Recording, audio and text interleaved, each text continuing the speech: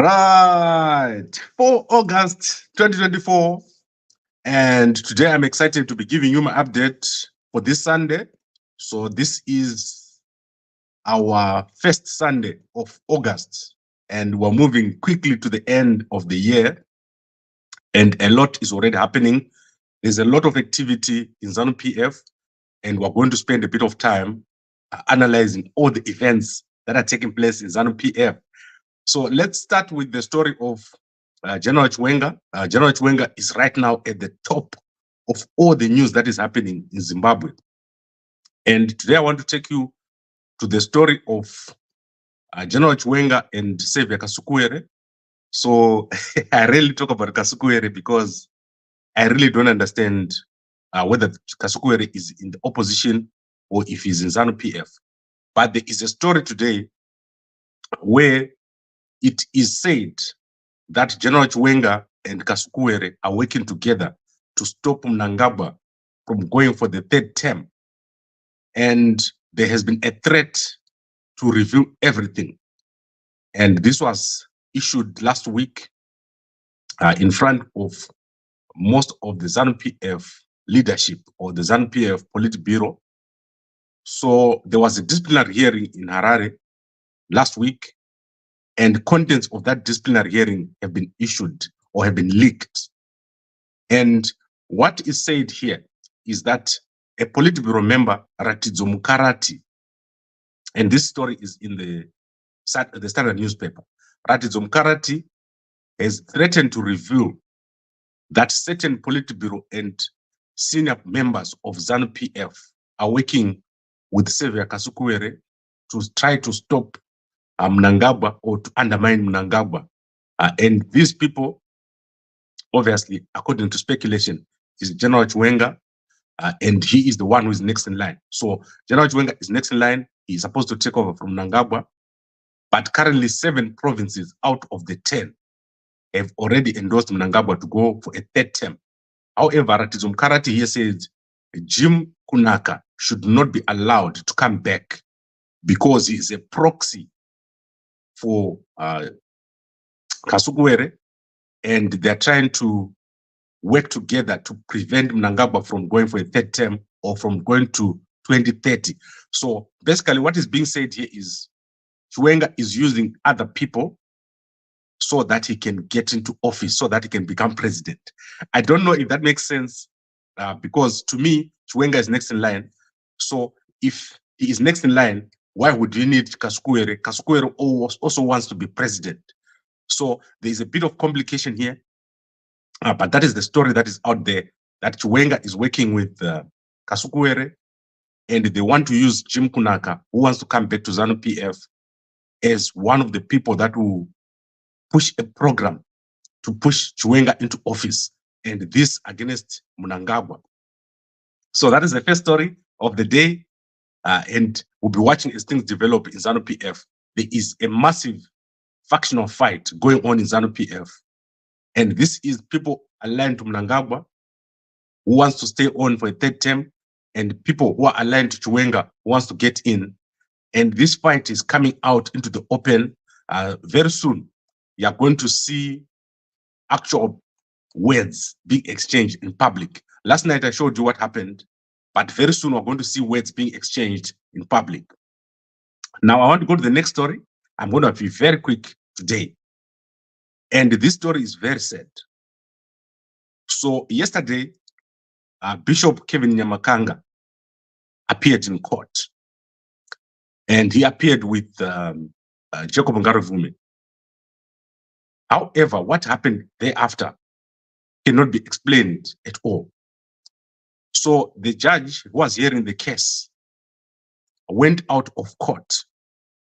And when she came back, that is Justice Ruth Moyo, instead of giving the judgment, she just came back and said she's going to postpone the case to the 7th, and ran out of the court without giving a judgment on the application by the lawyers to refuse remand. So she just took off and ran out of court. And now the court officials were left standing with Bishop Nyamakanga and with Ngarivume not knowing what to do. What had happened here is she went out and got an instruction from somewhere not to release these guys, but legally she could not keep them because they had not been arrested properly. When they were taken, their rights were not read, so they were basically abducted. Bishop Nyamakanga was abducted. They took him from his house. They invited him again for an interview. They didn't read him his rights when they arrested him. And when he refused to go, they put him in the truck and thus drove away. They kept him from 2 in the afternoon to about 8 p.m., at which point the lawyer was able to talk to him. But there was no charges, and therefore they applied to say these guys are not properly arrested. They are not. There's no charge before the court, and therefore they should not be put on remand. However, the judge, Ruth Moyo, went out, got some instruction from somewhere, and when she came back, she just said she's going to postpone the court case. She did not give a ruling on the application to remove them from remand. And therefore, now people didn't know whether they should put them into the cells or they should let them go home. But you would think that I'm making this up. So let me let the lawyer speak for himself. I want to speak to play a small clip here of the lawyer speaking. Our expectation was that the magistrate was going to rule on refusal of placement of the accused persons on remand, but she came back in briefly, said for like 2 seconds, said, I'm going to postpone this matter to the 7th of August for ruling. So while we are trying to collect ourselves to think, so what happens to these guys now? Are they on remand? Have they been placed on remand? Have they not been placed on remand? The prosecutor, also goes out, and so we are left with arguing with prison officers. So that is what happened. A crazy situation took place yesterday in court. And this cannot be explained except by only one explanation, that Mnangagwa is directly giving instructions to the judges. So the judge ends up running away because they cannot give an illegal order. So in this case, I think she's a magistrate, Ruth Moyo had to run away from court. She had no other option but to just bolt. And the prosecutor also bolted, and they left the lawyer and Bishop Nyamakanga and Ngarivume in court without any direction of what to do. So now the court officials can't release them, but there's actually no order that keeps them in jail. So that is crazy. I wonder what is going to happen. And that means between now, the 7th is on Wednesday. That is when we're going to know what happens to Bishop Nyamakanga and also to Ngarivume. But if I was the lawyers, I would go back to court and ask them to come out because there's no reason for them to be in there. The judge has not said they must be remanded. You understand? The judge has not said they must be remanded. So why are they sitting in the jail cell? That is crazy and unexplainable Zimbabwe justice. Now, I want to go to a third story.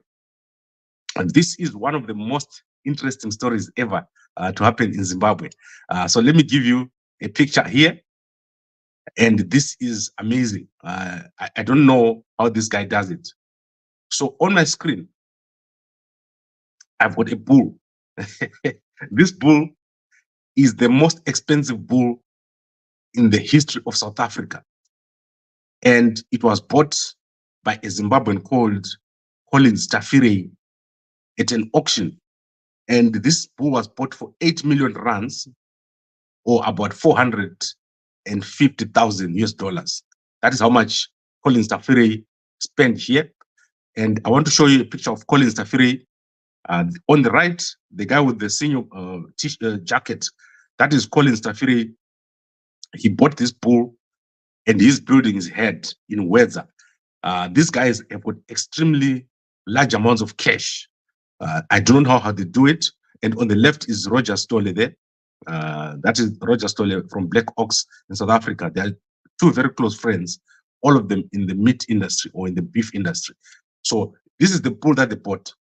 And this bull is being transported to Zimbabwe. My understanding is that it's already arrived in Zimbabwe or it's on the way to Zimbabwe. And it is a breed that comes from the Mafunzalo head in Zambia. It was created in 1993. And as I said, this is historic. There's never been such a huge amount of money paid for one bull in South Africa. And I wanted to show you Rogers speaking. So let's see if I can show you a quick clip of Rogers speaking, talking about this bull. So let's see what Rogers says here. That is Rogers on the screen, right? I'm going to remove the picture of Rogers so that I can show you Rogers speaking. We are just about 3 years into this industry. So the plan is to transform the whole cattle industry in our own country.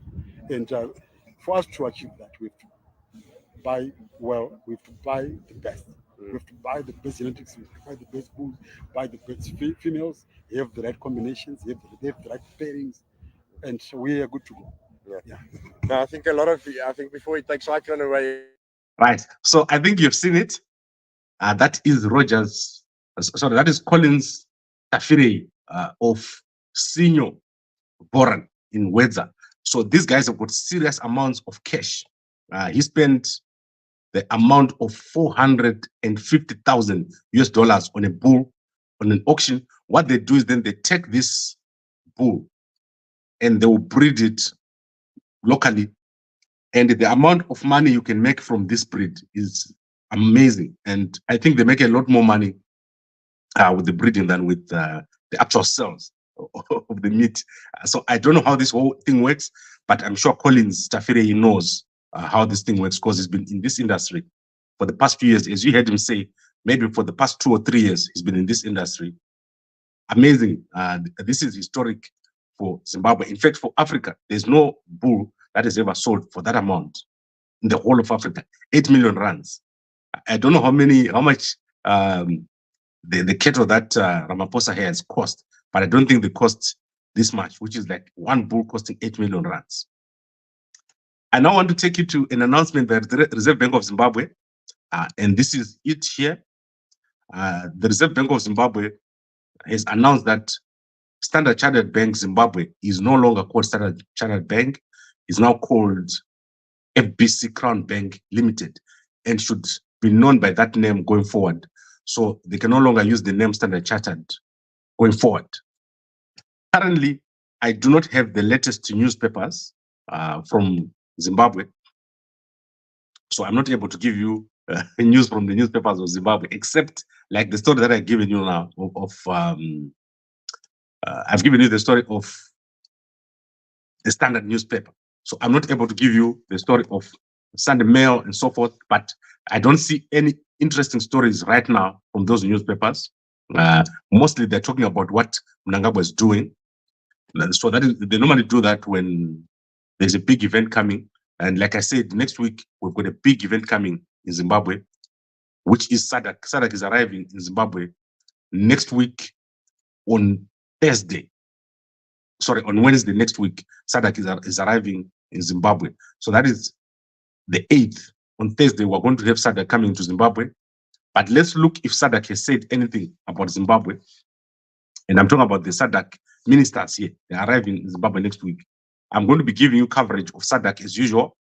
And it's unfortunate that SADC has remained quiet when people are being arrested the way that they're being arrested.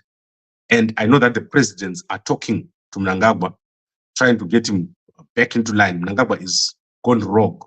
He's doing crazy stuff that has never been seen. The whole world is up in arms against Mnangagwa. There's no way that you can be the chairman of an international or regional body and you don't listen to anyone. That is the problem. Mnangagwa doesn't get it. He has to listen to other people if he wants to be respected as a chairperson of SADC. And at the moment, no one respects Mnangagwa. His behavior is erratic and irrational, and he's doing crazy stuff. Mnangagwa Arkuraivan and Nzara. Mnangagwa is destroying our country. That is clear. Everyone knows this. The end of Mnangagwa's era is going to be the beginning of prosperity for our country. So we're looking for that fresh new Zimbabwe with fresh ideas and a fresh start. So I think for now, we don't have any newspapers. So I'm going to leave it here. Let's see what else is in South Africa. The big news in South Africa is the divorce of Siyabonga Oslika with his wife, Melissa Wilkinson. So that is the big story over there. Entertainment news. These two were married for a very short space of time, and she left citing the fact that he was cheating and was always doing his music instead of taking care or paying attention to her. So now Sliko is going to be paying her $250,000 so that she can go away with the kids and he will stay in the house. So that is 250,000 rands for the house. And after he pays that 250,000, he's going to keep the house and she will go away. And she's going to pay rent of 15,000 if she doesn't move out of the house. So that is the story, entertainment story that is there in South Africa. So let me recap and then we'll take it from there. So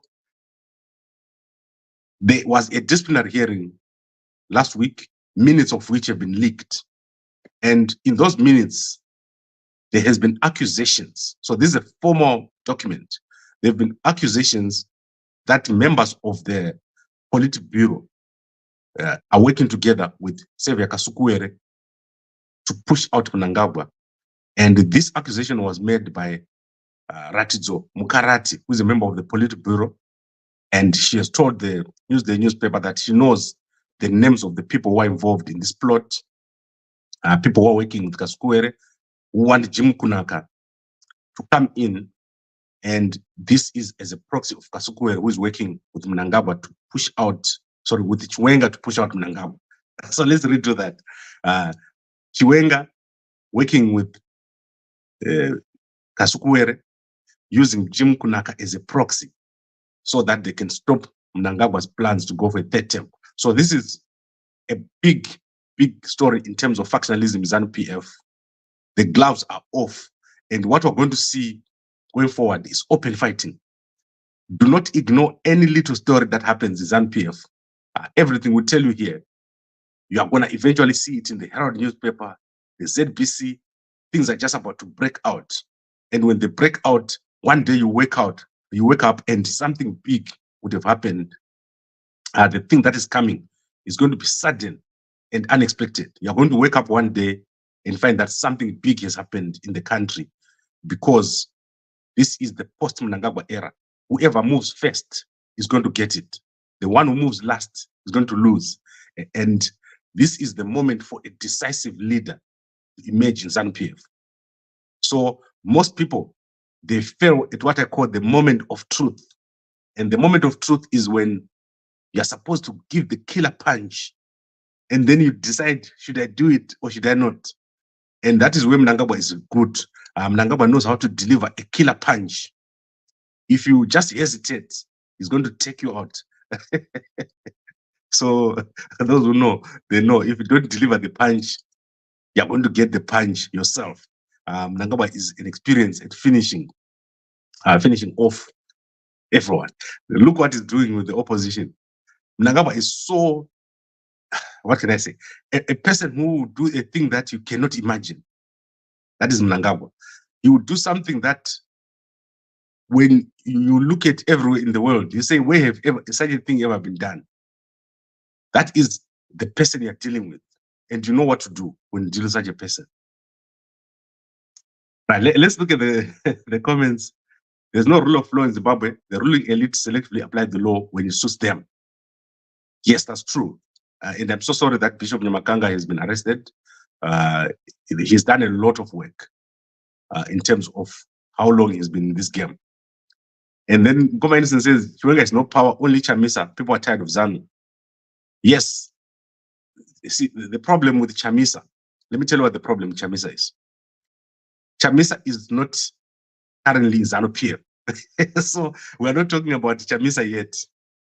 Chamisa is outside, like you and me. We're outside.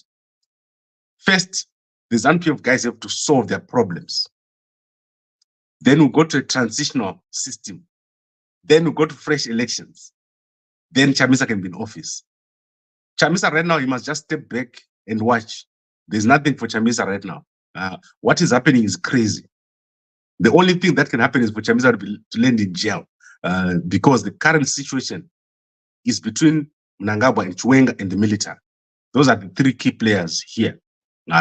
Whoever ends up winning is one of those three in Zanu PF. So either the military comes up on top, Chiwenga comes up on top, or Chiwenga and the military, or Mnangagwa comes up on top. Remember, Mnangagwa is about to go. Mnangagwa has already said he's going. So how is he going to come back? Is he going to come back through his wife? Is he going to come back through his sons? Or is he going to come back himself? So remember those permutations. Do not lose sight of what is going to happen here. It's going to be very dirty. And the people in Zanu PF have to choose a side. So to make them choose a side, you must give them comfort.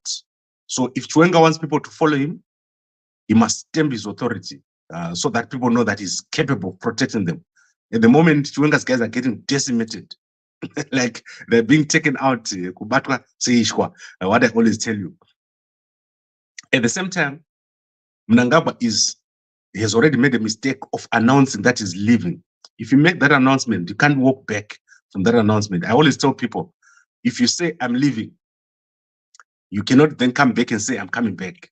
That was the mistake that Mnangagwa made to make that announcement. And therefore, we have a very strong Chiwenga right now. Chiwenga has got a claim to say that I'm the vice president, I'm coming in because Mnangagwa said he's going out. So the way to stop Chiwenga is to take him out of the equation. How do you take him out of the equation? That is what is going to happen. It's like chess. That is what we're talking about here.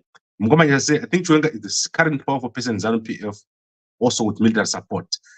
I agree with half of what you said. The question about military support, it needs to be dissected. The question is, who is the military? I would always tell you that there are two groups in the military.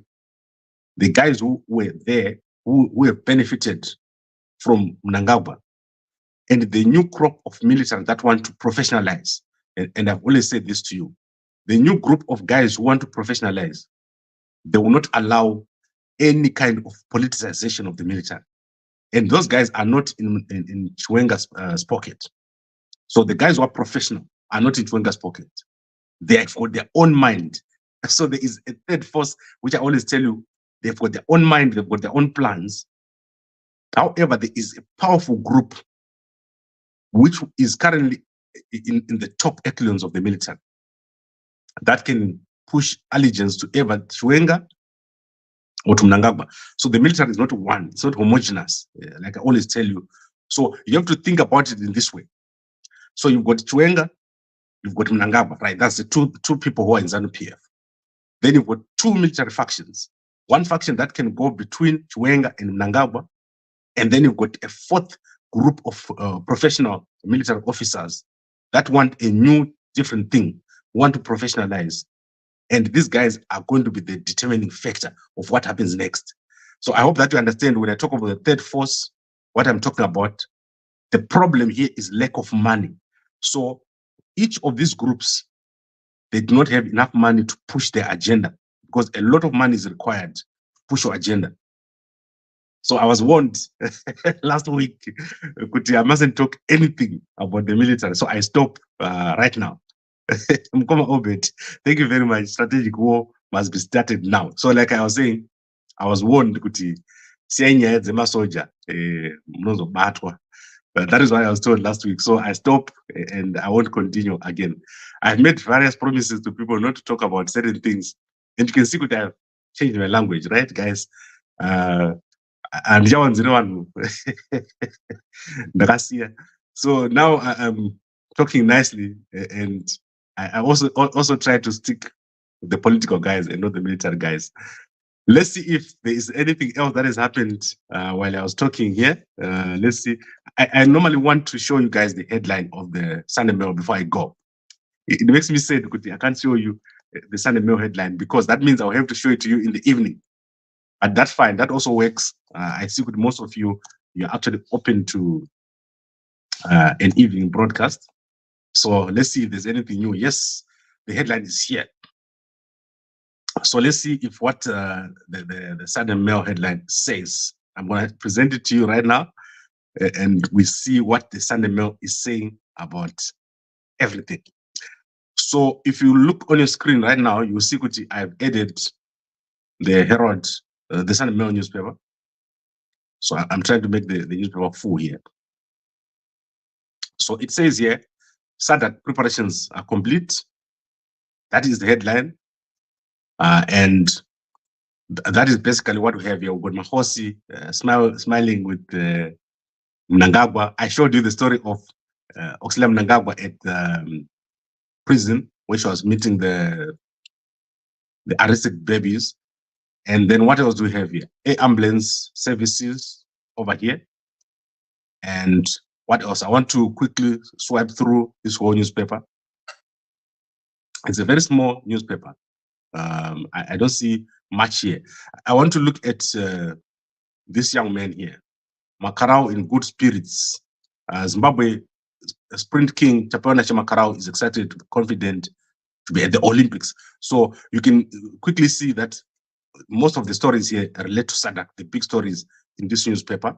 So what I will do is I'm going to look for interesting stories here. There's a lot that always comes out of the Sunday Mail newspaper, and I'm going to give it to you later tonight. And then there's someone here who's saying invitation to the 7th public lecture, an event of the 44th Ordinary SADC Summit. And I'll give you details of where all these events are going to happen next week. So there's a lot of adverts, there's a lot of jobs. I'm going to give you these jobs later on, or in the evening tonight or tomorrow morning, so that you understand what is going on. So I think we've done enough for today. We've covered everything. Comment says, so the new dispensation will never come in a silver platter then. No, there is no way that we are going to have a change of government in Zanu PF or a change of leadership in Zanu PF without a fight. It's not possible.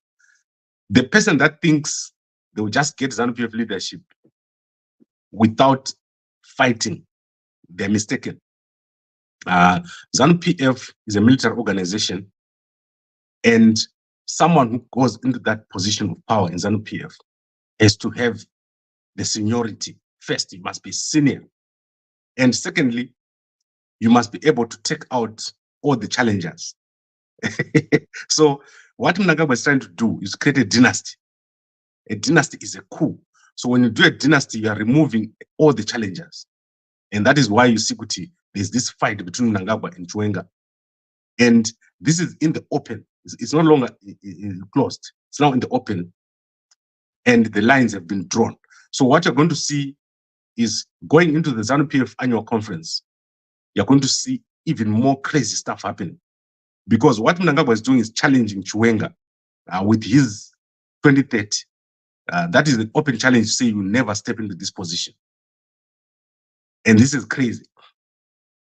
Mkoma Gono says, a small money laundering. Honestly, a barren book cannot cost that much. It does not make business sense. So I want to put Mkoma Tafiri, if he's watching me yet, I know he watches here. So call me on this number and tell us why a bull costs that much. I know the bulls cost a lot to Mkoma Collins. So people don't understand why a bull costs so much. Maybe if you could enlighten us and also give us a history of all the previous auctions. I think with 8 million rands for one bull, it needs to be explained. And also historically, there's never been such a thing. So I think, Mkoma Gono, I take your point. But I also have guys who do cattle ranching here who I talk to. So maybe tell us, Kuti, is it possible for one bull to cost 8 million? And what is the implication? How much money do you make when you buy it? When you breed your bull with other bulls?